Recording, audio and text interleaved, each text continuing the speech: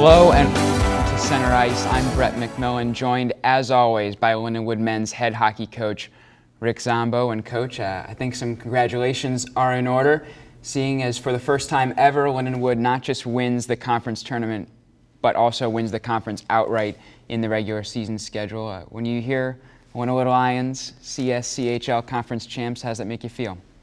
Well, 16-0 is a tremendous season. It's something that we really didn't pay a whole lot of attention to as far as a record. We started hearing about it through the media channels, but it's a heck of an accomplishment because our league is very strong. There's a lot of teams, if not all the teams in our league, except for one, that's in the ACHA national tournament. So it's all good teams, but also we're a good team, and it makes us battle hardened because we've had good competition in regular season play. And of course, you really had to earn it there down the stretch. You had some games this season where you won by a lot. It was a little bit closer, playing Ohio, winning 6-4 in the conference tournament final. They always seem to fight you guys hard. Of course, you lost to them last year in the same situation. What do they do so well, Coach, that makes them be able to play with you? Ohio is a very well-coached team that has an established history of winning. They have probably the most mature team as far as returning this year. They didn't turn over a whole lot of players, so they've been to big games and they've won big games. I think that we had, going into this tournament championship in the playoffs, we had an advantage because they came and visited us at home, and we handled them fairly easy. My team was ready to go all week, and that opening game Friday pretty much set the tone for the whole weekend, and then we jumped on them early in that. But that type of psychological edge really assisted us. It's a matter of our young players understanding how you can use that psychological edge to our advantage and just be patient because we're confident in our ability, but how it wears on the opposition. Were they a good, or are they a good matchup for you? Because there's a difference between being a good hockey team or playing a good hockey team and playing a team that you match up against well. They're definitely a good matchup. I think there's a lot of teams, including Ohio, that's a good matchup against us. It's a team I think that, like most teams, if you stay out of the penalty box and you keep the special players off the ice, teams that have the depth like we have really assist in the long term, in the long haul during the season.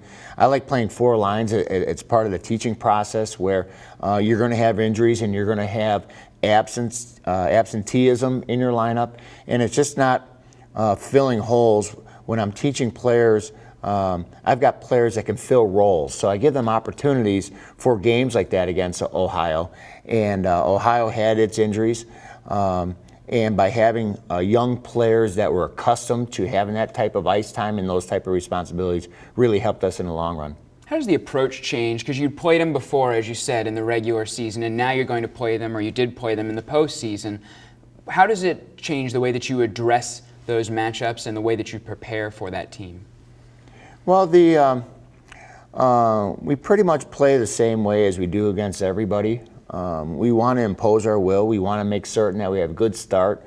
I think primarily what was really good for us throughout the end of the season and into those games was our transition recognition. We made good plays and we kept their defense on their heels. It's just not good enough to stretch passes. We like to move line at a time, but also that right pass at the right time is very important. And having senior leadership on the back end are really good in that type of recognition, those type of reads of when to push, when to be patient. And when we play the game in the offensive zone, our players like it, and as you can tell, we're scoring an awful lot of goals, and where everybody said that we were a defensive team, we play both sides of the puck. When you get right down to it, you're a pretty competitive guy, and I think your hockey team certainly reflects that personality characteristic that you have. Last year you lost to Ohio. I know that stung. Was that something that you personally thought about leading up to that final game with them? That's a good question, Brett. It is, you learn a lot from losing. As much as you don't want to lose, you learn a lot from losing. And it only stings for a little bit. If you're competitive, you make certain that you make corrections, and making corrections, eventually you're going to meet good teams at the end. If you're a good team, you're going to have to beat teams. Nothing worse than substantiating your position or elevating your position through failures of others. It's nice to earn it. So when you beat good teams, that means you are a good team. To beat the lesser teams, we don't even want to book those type of teams in our schedule. We want to go after the best teams as we can. And Ohio, it's unfortunate they're so far away. I'd like to play them half dozen, 10 times because it's good for both programs. Is there a little bit of nerves going into a game like that, knowing that we lost to these guys last year? We feel like we're a better team this year, and if we lose again, it leaves a certain stigma on the program a little bit. Thankfully for you guys, you were able to come out on top. Is there a little bit of nerves, though, leading up? Well, I think any athlete's going to get a little bit of perspiration just by putting on their equipment. If you don't have a pulse, you're in the wrong game. Nerves, you usually get rid of your nerves after your first shift. Hockey terminology is give a hit, take a hit, and then your nerves will be out. But it's the how we go about it and the players that we started in that game against Ohio is a pretty substantial statement that we made after a whistle. We drew a line in the sand. When you play on the road, the pressure really isn't on you on the road. Even though it's a difficult place to play, and Ohio have been playing well, we drew a line in the sand right after the first whistle after the puck dropped, and then we knew that we were solidified as far as our composition going for 60 minutes. You get on the board early, you're the first team to score. Does that bring a little relief in a situation like that where you're playing for so much? Well, it doesn't hurt, that's for sure. It doesn't hurt. We spend an awful lot of time executing 2-on-1s, and when you're playing good teams like Ohio, or as we're getting into the national tournament, when you're playing good teams, you're only going to get between 4 and 7 2-on-1. So that 2-on-1 was a finally executed play. Steve Branchow then ended up being the MVP of the tournament. Made a heck of a shot on a good goaltender, and yes, it's nice to get the lead. So Steve gets you all on top, but then you go into the first intermission down 2 because Ohio fights back. What's the thought process, and what's the locker room like during that first intermission? Well, that's kind of my responsibility to make certain that things get solidified. But having good leaders in our locker room that we do, the 3 minutes before and the 3 minutes after I leave is very important. It's to make certain that they're hearing it from their peer group and the guys that are battling with them. That we have a team, we can do it. We've been in a position before. We have not run away. Even though that we've got a stellar record, we haven't run away with games. We've earned them, and we've earned them in the third period, and we've been down before. So it's just a matter of chipping away and playing our game, and as long as we execute our system and make certain that everybody's on the same page, we'll be all right. And that's what happened for us. We had a real strong third period, but prior to that, it was set up in the second. And special teams have been so good for you all year long, and the turning point in the game was Nicholas Bunstead getting the shorthanded goal. That's a huge deal. How big is it to be able to turn the tables on a team like Ohio on special teams? Yeah, that goal was a miscommunication on a dump puck when we were shorthanded, miscommunication between our goalie and their defenseman. And the funny thing, Brett, when we played Ohio here, we gave them 2 goals on that same play, miscommunication with our goaltending. So it's crazy how karma works. But it was a big goal for us because at that time of the game, we started having momentum. We had a lot of zone possession. We had the lead on them, and we were also battling some pretty insufficient officiating. So not only did we have to maintain our composure, but that goal gave us a little bit of breathing room and something that you don't expect. You've had the best record in conference before. I believe you've won the conference tournament before as well, but never in the same year. Does it feel really fulfilling now to be able to say that, yes, this program has been able to do both of those with you on the bench?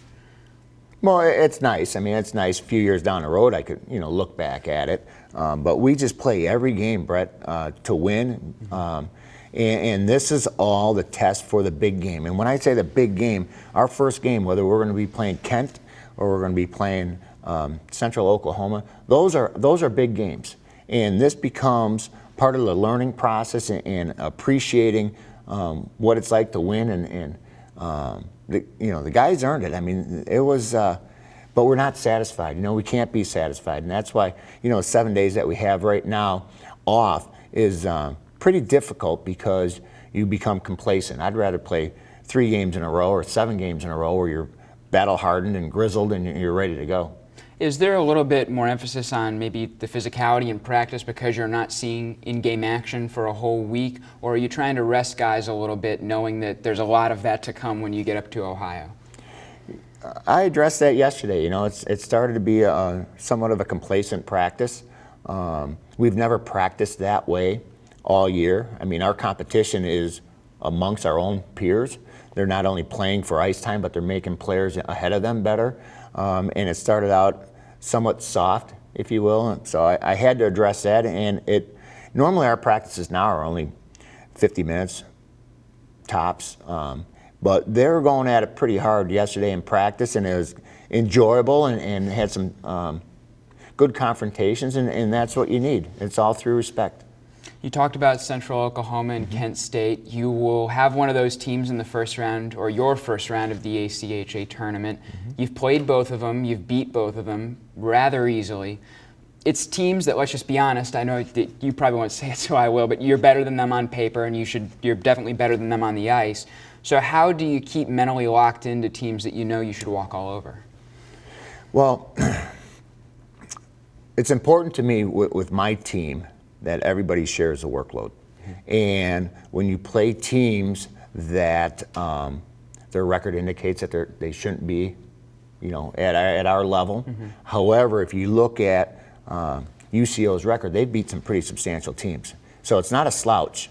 They just don't have the depth. So in saying that, share the workload, when I can get into the weakness or the third or fourth line of the opposition or really tire out their key players, it becomes a benefit for our team. Going against Kent State is a weird trip. It was fresh in our mind. We were up in Kent 3 weeks ago, and the way they played us, they didn't play to win the game, and I really found it difficult because it was the longest 60 minutes that we had played, and then it doubled because we had to play them Friday and Saturday. So it was a team that really played possum for 120 minutes, and there's no emotion in the game.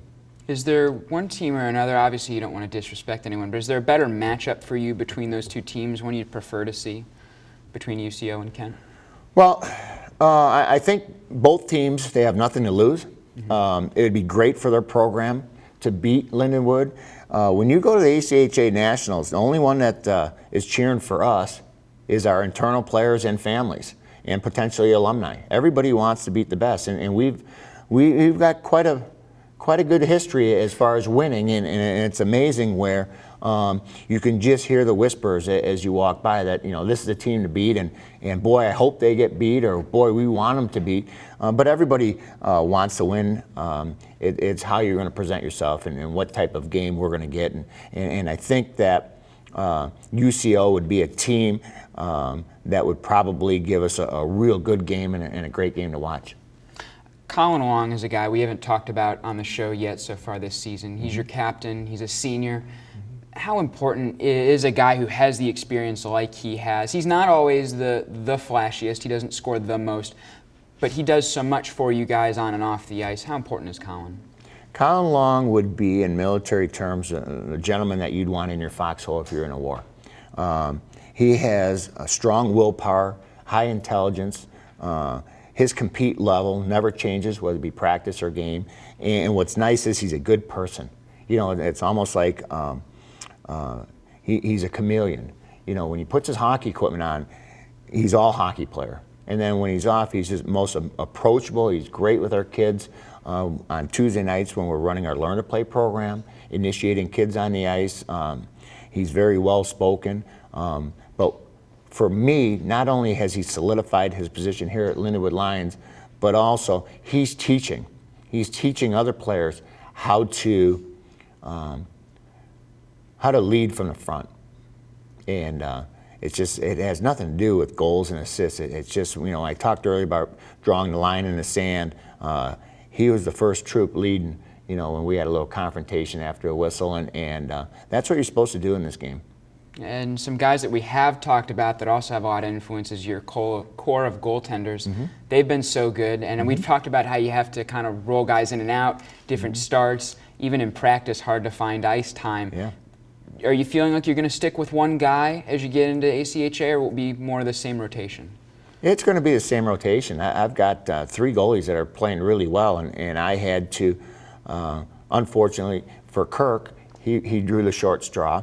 But Linus has been playing extremely well, and so has Ken Henry playing extremely well. So the rotation worked very well here at the Central States playoffs, and we'll probably do the same thing in the national tournament. we're very comfortable with both of the goaltenders, and also it's important that they're on edge too. You know, I watch their body actions, I watch the way they practice. I want to see not only are they willing to sit in that hot kettle, but what players feel more comfortable when they are in front of each of the goalies. The last question, I guess, that we need to ask is, you're 29-4 coming in through 33 games, and now it's down to a 4-game season, four games and you're national champion. How does that change your mindset that you've grinded all the way from late October, early November to now, and now it's down to just 4 games, 12 periods? The first thing that comes to my mind is that potentially it's these practices that we have might be the last practices for our seniors to ever play hockey again, and that's a tough pill to swallow. Mm-hmm. Only after we lost in the finals last year in overtime did I recognize that this was a probability. So that part's difficult, and to express to the juniors, sophomores, and freshmen that you've got to take into recognition that situation for our seniors. Not that this is all about the seniors, it's about our team, but how we practice and to enjoy our practice will reflect the outcome of the first game. And the more we practice, the more longevity we give in these boys' hockey career. So it might be a little bit dark, but I'd rather address it now than once it's all over with and don't have any effect on the outcome. This has been Center Ice for today. Coach Zombo and his Lindenwood Lions will be in Strongville, Ohio for the ACHA tournament March 2nd through 7th. Thanks to Coach. For Center Ice, the whole Center Ice crew, I'm Brett McMillan. Thanks for joining us.